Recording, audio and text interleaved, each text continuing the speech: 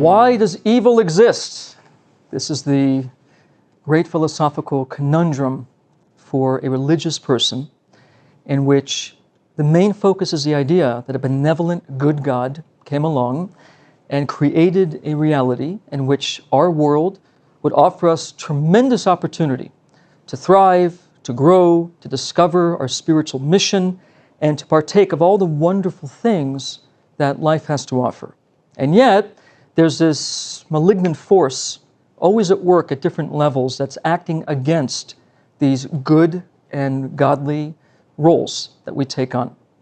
So the question is not the deeper question of why does bad things happen to good people. That's a separate discussion. The discussion is, what is evil for? What is the function and purpose from a theological, Kabbalistic perspective of the presence of evil in the world? And that question has been debated with every philosopher, theologian, and contemplator since the dawn of time. So let's give a little bit more insight to it. The word evil, as is discussed in many places, is itself an anagram for several other words, one of which is the word veil. So a veil and evil are composed of the same letters. Now, that could just be a coincidence of the English language, or if we take the idea that something about a veil relates to the idea of evil, we can perhaps demystify some of this very mysterious construct. What is a veil? A veil is something that acts as a barrier between two things. If I put a wall up between you and me, we might know of each other. I might have seen you many times. But in the hour the wall or the veil comes up, we don't see each other. I don't see you directly. There's indication of you, there's a sense of you, even maybe I hear your voice. But to see you in front of me, the veil prevents that reality from happening. So here's the idea of what I'd like to offer. The function of evil is to create a veil that we must struggle to work beyond. To give this a bit more tangibility, this is more than 20 years ago. I was probably around 10 or 9 years old. I'm in my, primary school back in those days, and my teacher says to me, "You're being picked up early because we're going to take you away. Your parents are coming. You have an early dental appointment, and we have to get you prepared." So so 12 o'clock comes. I remember being picked up, and it was like tonight. It was raining. It was storming. I walk outside, my parents are right there picking me up, we get in the car, and I'm given a toothbrush. And I'm told, we're going now to the dentist, and just prepare yourself. So this is already a very strange thing. I'm young, but I've been to the dentist before. It didn't require preparation. You walk into a room and they work on you. We drive the opposite direction of where my dentist happens to be. And we're driving and we're driving. We end up somewhere in Los Angeles. We walk into a giant studio, and I'm holding that toothbrush very ready to prove to this dentist that I'm in fact the best teeth brusher on the planet. Walk in the room. Now, just a bit of a backstory. I was actually at that time looking to become an animator. And the animator of my dreams back in those days was a former Disney animator named Don Bluth, who produced all kinds of award-winning works. To make a long story short, I walk into this room and I see these Don Bluth animated posters all over the walls. And I'm still holding my toothbrush. And I'm thinking, wow, this guy really likes Don Bluth. I don't know what happened in the office, but it definitely looks like something's going on. This guy comes down the stairs and says to me, "Are you ready for your dental appointment?" So, here's a toothbrush, yeah, ready, let's go. Walks me up the staircase. I round the corner. I'm in this studio where there's probably rows and rows of people working on different types of paper and all kinds of machines and technology. And the guy turns to me and says, "Does this look like a dental office to you?" So now the reality of the veil being lifted is taking place. And he says, "Welcome to Don Bluth Studios." Somehow my father pulled some imaginary, I don't know how he pulled these strings, but he got me into the place that is very, very hard back in those days to ever access. To make a long story short, as verbal as I am, as I'm moving through this corridor of models and artists and machines, there was no talking. There was no expression. I was expressionless. I couldn't say anything. I couldn't even react. Finally, I meet Don Bluth himself. Now I really can't even talk. And he's asking me all kinds of questions. I'm just nodding like this. I can't talk. Why? It is overwhelming. The veil's been lifted, and all I can feel is this incredible presence in front of me. Because this is somebody who I idolized, that I admired, whose work I would sit and copy for hours each and every day. And suddenly the reality of him is in front of me. So what happens? The presence of him eclipses my own. I couldn't feel myself at all. Now, when I think back to that story, it's very much the way that when we talk about evil and what evil does, evil are the barriers between myself and that experience. I don't see the object of my affection, my admiration. It's not in front of me in a way that it's experiential to me. So in the case of a spiritualist looking for God, looking for that connection, evil and veil are the same letters because evil is only possible in the hour that you feel the veil, that you feel that there is a separation. To say it even more simply, evil is the presence of yourself on its own, feeling disconnected from your source, but when the veil is lifted, it eclipses any part of your own self imaginable, as I had experienced myself. There was no self, hence I couldn't talk. I couldn't even express myself. I was sitting there completely awestruck that this presence was in front of me, whose images and face I had seen for years and practicing. But that's what a spiritual path does. The spiritual path tries to acquaint you with the object of your soul's affection, which is God. The purpose of evil is to erect a veil, to create a barrier between you and this source, that if you work properly and you penetrate through it, you merit an experience of standing before the very thing that is the object of your affection. So I want to deepen this a little bit more about the nature of evil in this world. When did evil start?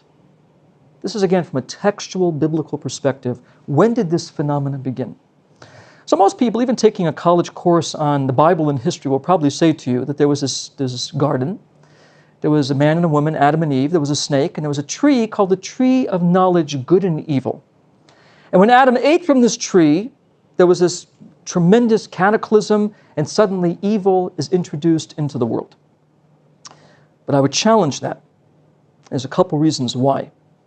Number one, when Adam is put, this is again just a simple story, when Adam is put into the garden, he is given two orders that will become his main mission, being in that garden. Number one, you will guard the garden.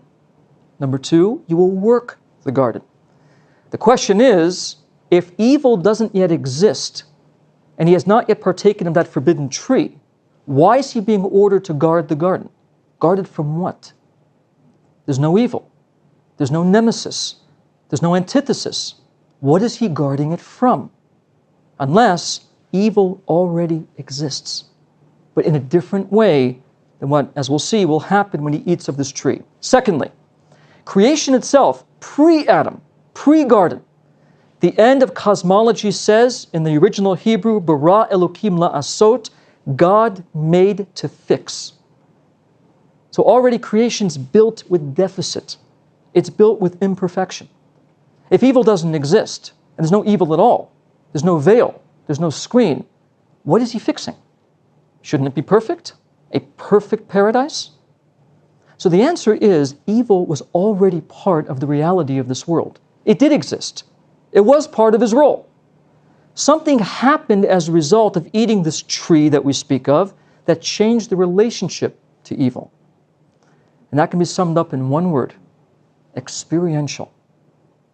Evil became for him and us an experiential thing. No longer an idea or a philosophy or a concept. Now he experiences it. So what's that mean very practically? People often have an idea of something. Take love. If you ask somebody, what is love, before they've had love, they might quote to you a movie, they might quote to you a book, they might be able to explain it to you based upon art. Well, love is this beautiful thing where, and they can describe it to you.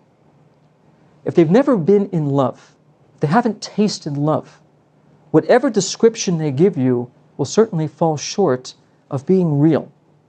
They can pick all kinds of colorful adjectives. Until you taste it, it isn't experiential to you. So I'm going to actually bring up again my dear friend Marcus here for a moment. We're going to go back to our world of martial arts and hopefully give an interesting way to understand this. Martial arts training consists of two things. One, not getting hit, and two, winning. So in the ideal martial artist's mind, they are so fast and so talented that the adversary will never actually get a blow on them. They will be able to hold their ground and defend themselves. So if I've not been hit, and I'm lucky enough to see something coming, so we'll just take this a very simple thing. We're facing each other. This fist comes right at me. Okay, so to the beginner, this is a terrifying thing. If I'm lucky and I can see it coming, and I've done my training properly, so it comes in, he might be able to strike and defend himself. If he's unlucky, this happens. He gets hit, and now he has a choice. Choice is, obviously, he's going to probably hurt me further, or I defend myself. So what's the difference between defending myself before I was hit to defending myself after I was hit? And the answer is this. Before I was hit, I have my enemy, and the enemy's in front of me, and I know this is coming at me. So I see it, but that's my conflict. After I'm hit, now the pain in my body say to me, you're injured. Whether you're injured or not, but you feel pain. So now the conflict is twofold. I have to overcome myself, my own opposition because I've been hit, and still face this guy, this Englishman is trying to attack me. So therefore, when he attacks me, and he hits, boom, I'm hit. I have to now somehow get back in and defend myself, even though I feel the pain. So what's happened is he's still real. Even before he hit me, he was real. But the conflict is different now, because now I have to face myself as well. Thank you. Okay, so evil in its original form was like the fighter who's not been hit. You can see it, you can define it, you can recognize it, and you knew what to do in order to overcome it. After this famous tree, or this infamous tree, what happened? It's like the wounded man. He feels the force of it, and what happens then? He's now got to fight two enemies. He's got to fight himself and fight the assailant. And most people actually in physical conflicts end up losing, not because they don't have the skill to fight, but the original hit devastated their mind so severely that they can't defend themselves.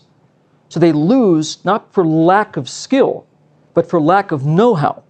They can't fight their way back because of the internal resistance to move.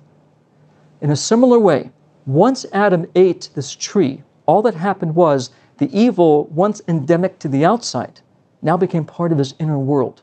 So now he had to fight two demons, himself and all the forces surrounding him.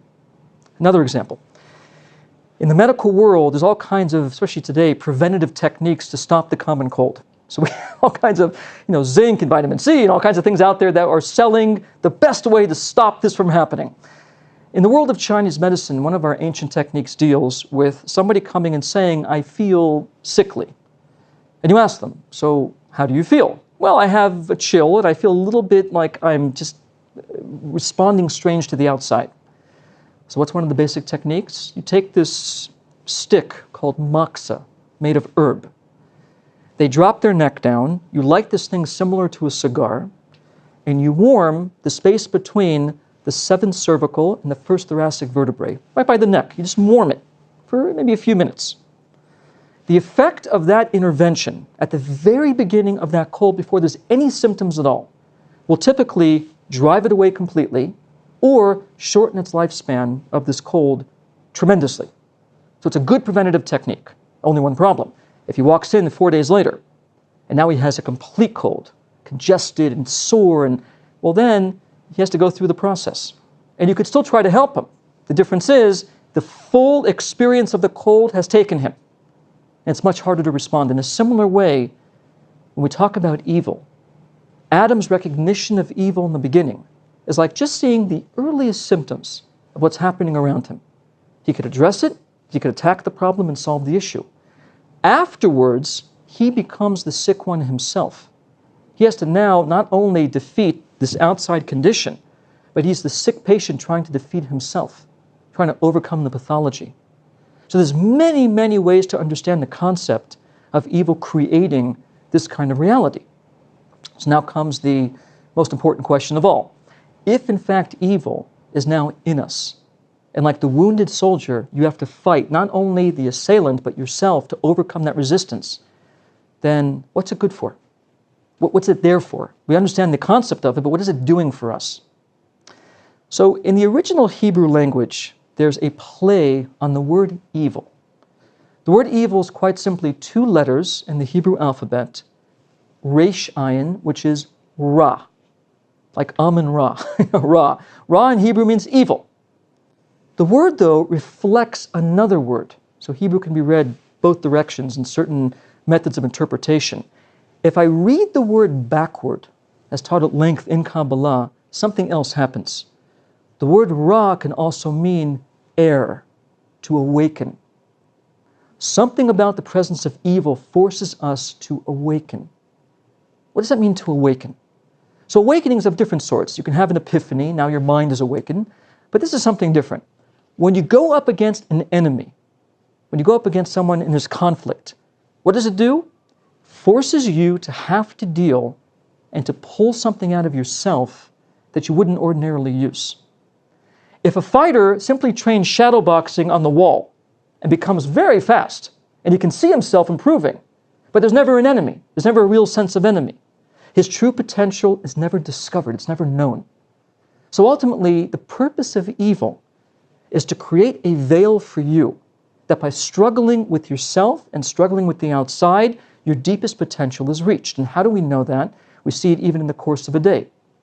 Explains one very famous master in Kabbalah, Rabbi Dovber, that if you look at the very first breaking of dawn, the light that comes out of a dark sky is the brightest, before the sun fills the sky with natural sunlight. There's something about the quality of sunlight when it's breaking out of darkness, that when you see that first real ray, it's mind-altering. It's very strong. Light fills the sky, we're used to that. But the initial break of dawn is very powerful.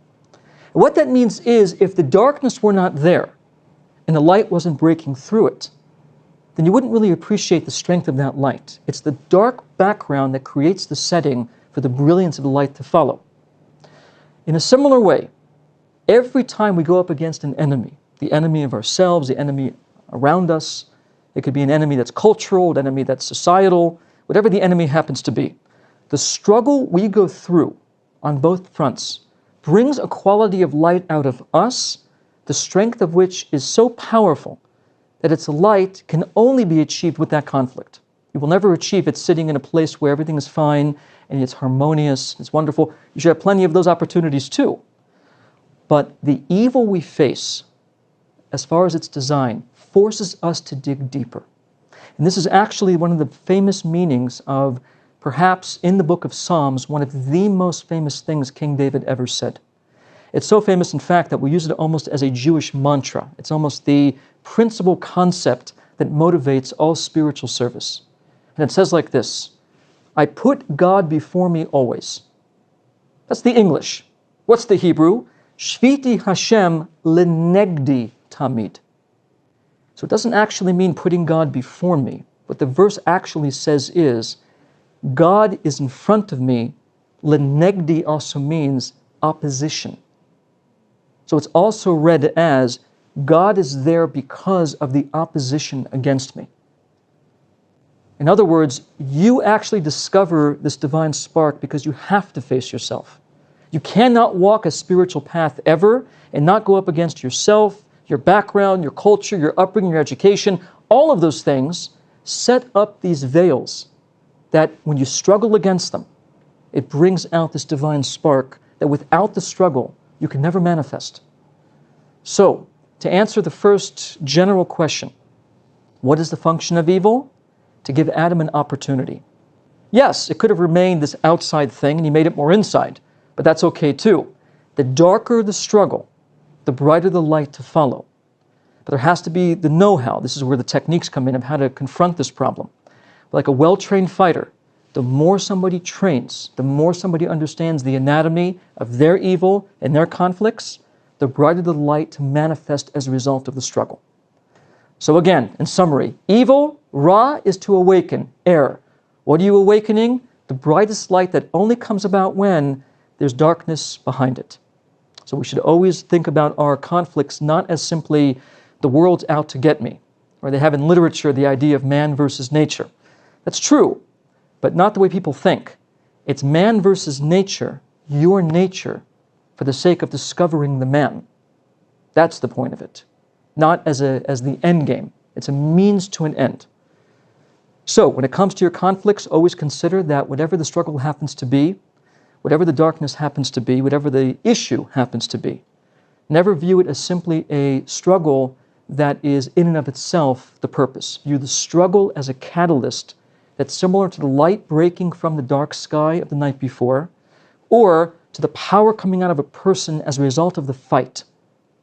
View your struggles as being simply the opportunity to awaken. And if you use that opportunity, you will discover the brightest light imaginable. But it only comes about through the rigors of your own unique struggle.